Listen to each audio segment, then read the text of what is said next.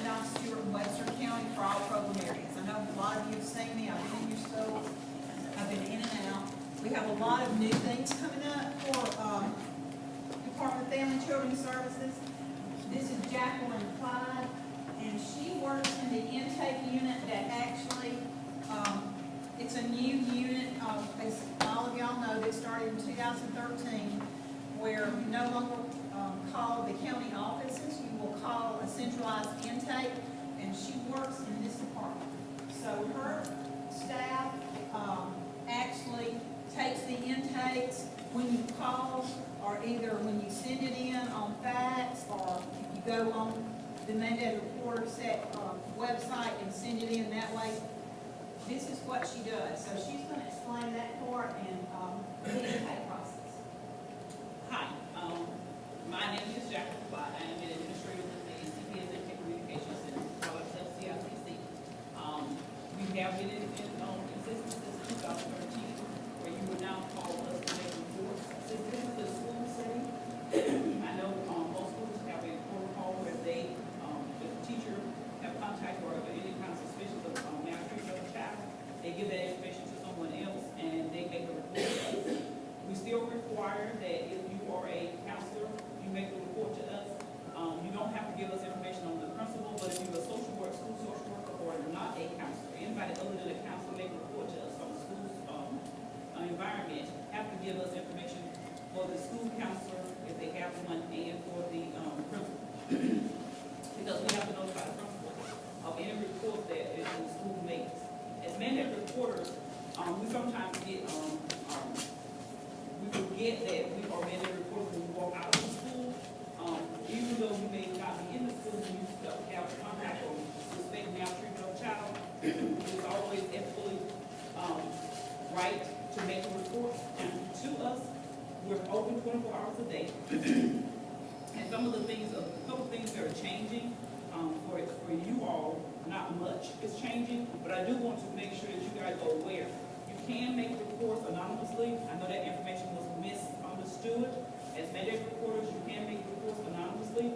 We suggest or we recommend that you don't, for the simple fact that as a mandated reporter, you're obligated by law to make reports, and you have to have verification that you've made reports. There have been instances where mandated reporters did not make reports to our agency. Children end up being killed, and some have been arrested as a result because they could have prevented that. It's up to the DA if they want to make charges. You do get a mandated report letter from us. When you make a report, you also get confirmation if you make a report on our website, which if you go through the pro-solution training website, they will give you a code in order to make reports on our website. We also have an email address that you guys can use to make the reports. And that information is out there on our website. Okay. And that information is not for the general public. Our website, no one from the general public can use it on the mandated reporters. The email address is not for the general public use either. We have in the past had people from the general public send us reports that would not, I'll say, for the eyes to be seen. Now, treatment of children, sexual abuse, and all this kind of stuff was going on pictures that were being sent to us, and so they started to block all those websites. So if you do make a report as a mandated reporter, please remember it's best to use your school's email address in the email, because otherwise your email may get blocked from us and we won't receive it from any other source, like a Gmail account or Yahoo account. The system is set to block those emails. You should get a confirmation. If you send us an email, you should get a confirmation. If you are using the appropriate email address, your business email, you should get a confirmation instantly that we've received your report. The same goes for our website. You should get a confirmation. If you don't get a confirmation, it may be something going on with your email address. So you may have to call us and give us a report. If you call us and give us a report, you should get a mandated report letter. If you do not get a letter within the 48 hours, if you do it on the weekend, it may take to that Monday to get the letter. But if you don't get a letter from us, call us back and ask about your letter. Because that's your proof that you've made that report to us. And if anybody questions you or anything, then you have that in your hands. Also, If you don't know this, we have an investigation, you also get a report or confirmation to let you know what the result of the investigation is. You should also get that second letter if the case was disposition as an investigation. Some of the things that are changing for us as an agency, which I guess these guys are going to talk more about, is that how we respond to things. We may not make, we won't move it forward. Supposedly, the implementation is moving, the cap supposed to come down in August, and they're supposed to change, our practice model is changing. So we won't make a decision, dispositional decision, our intake process, to be made in the county level. So we'll take the information, we'll either screen it in or screen it out, and we'll give a response time to the county, and they'll make the decision on how they want to disposition the case. So a little bit of things are changing in that way. But basically, as mandatory reporters, you're obligated to make reports of any maltreatment of children. And we're available 24 hours a day to make those reports. Any questions?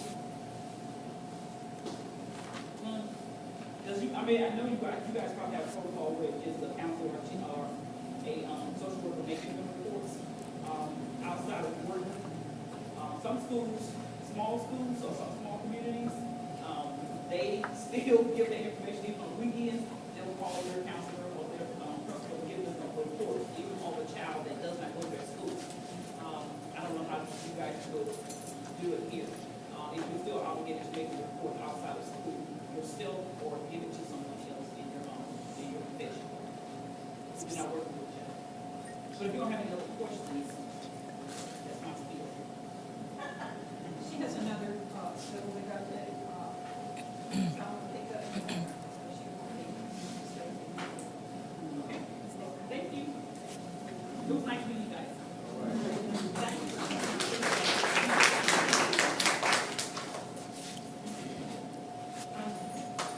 So that is the intake process. Y'all have been used to doing that.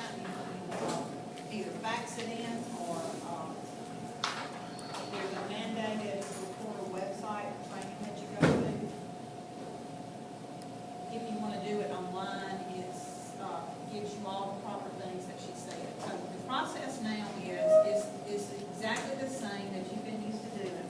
And you suspect child abuse and neglect, you're gonna send it to whoever in your school is your protocol for reporting it to. They will send it in to this unit that Ms. Jacqueline works with. At the present time, they make the decision based on what you report. So it's very important that you report everything that you know to them. At the present time, they make the decision before we get it in the counties, if it's going to be a family support, if it's going to be an investigation, or if they screen it out.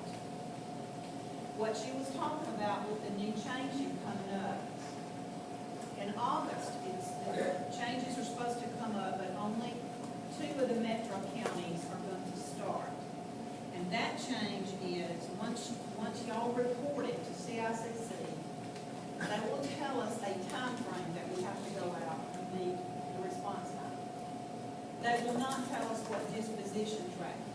I will send a case manager out, and in the field, she will call and tell me what she has and what she sees, and that we will determine if it goes to investigation or if it stays family support. Family support is not an investigation.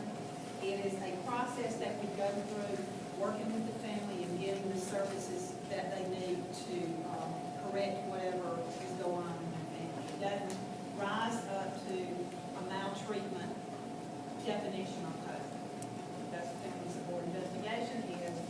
The allegations that you made rises to the occasion and meets the definition of our codes that we have to go by to investigate. And I'll talk about that in just a minute. So far, does anybody have any questions? We don't know when the new process is going to trickle down into the other counties. They'll do this for a couple of months in the other metro counties and kind of iron out the procedures.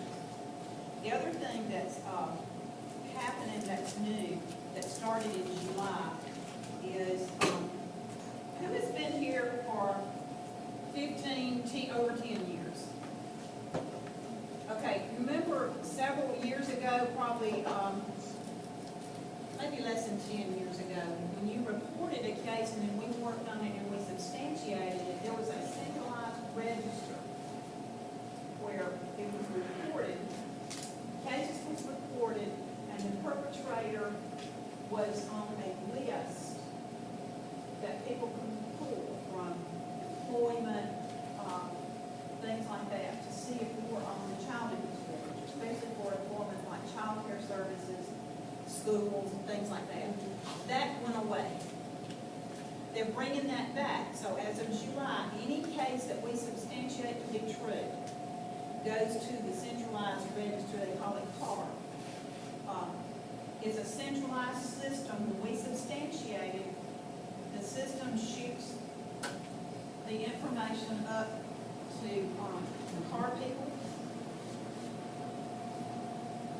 and it goes on the register. The perpetrator that we identify goes on the child abuse registry. And there's a process that you can go through if you disagree with it. There's a process that you go through that you can appeal it.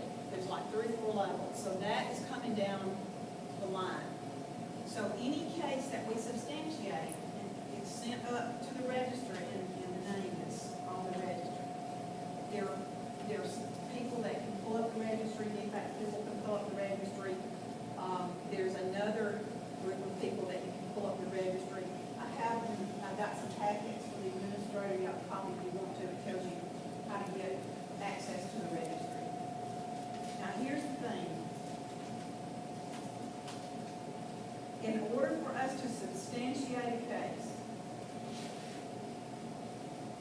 we have maltreatment codes, and before we can substantiate it, we have to see if we have enough evidence to support the definition that's on these maltreatment codes.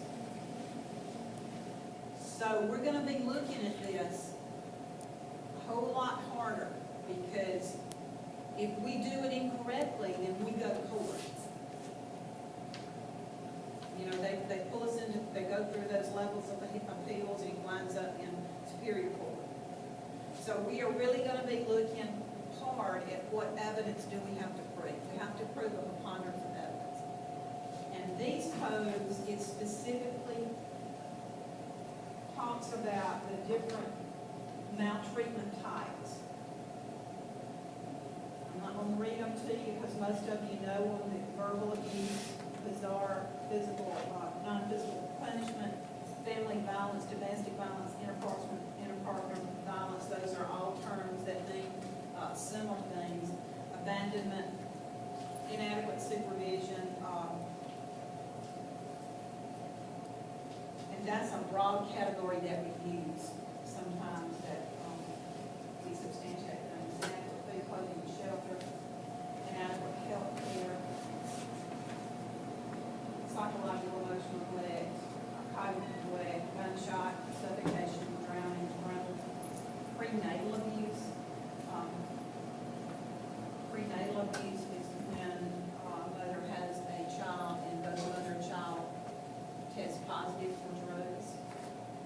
Fractures, physical abuse, burning, scaldings, poisoning, suffocation, drownings, FDM or MPD, which is Munchausen by proxy syndrome. It's a thing, and we've had several cases in the past years where mothers will make their child sick to go to the hospital because she thrives on the attention that she gets. She's had some of those in this area, by the way.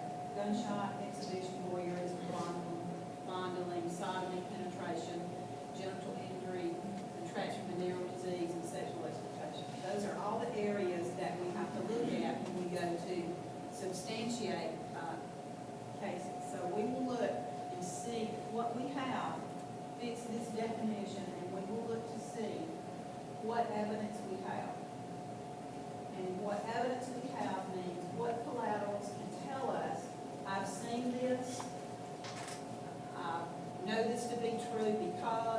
a child told me this, then we will take it further to see, a child's interview through forensic interview, you know, what the child tells us, we have to kind of take it a little further to substantiate the sentence. The other thing that we'll be looking at that's coming down the line is, this is called what, solution-based casework. And we're doing a lot of this now, but we'll be looking further when we go in. If you, call in on a physical abuse case, you got a child in your office, or on your bus, or whatever you do that has marks, and the child says, Mama beat me with a belt.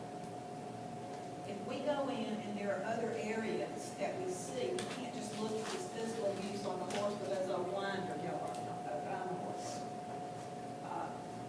Sometimes you put blinders on when you're pulling with a buggy. But, so we don't go in with blinders on now. We look at the whole family in the process of that physical abuse.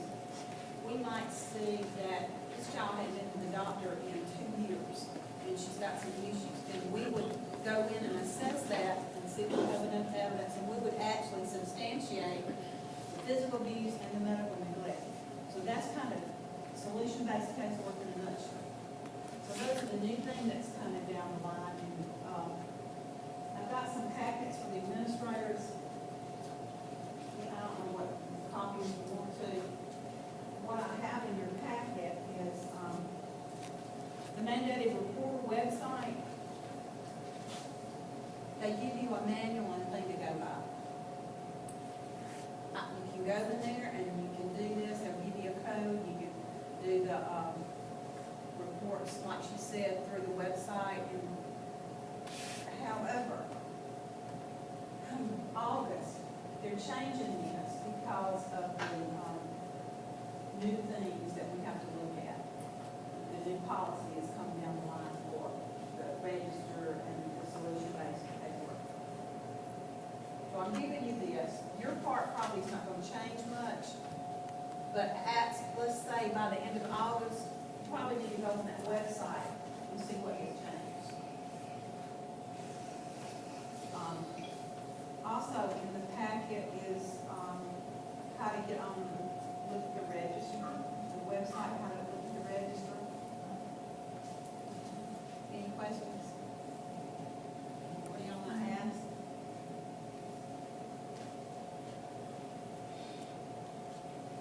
No questions?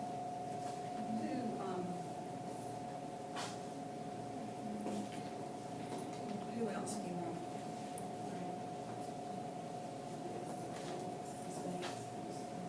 Ms. Banks? Who else?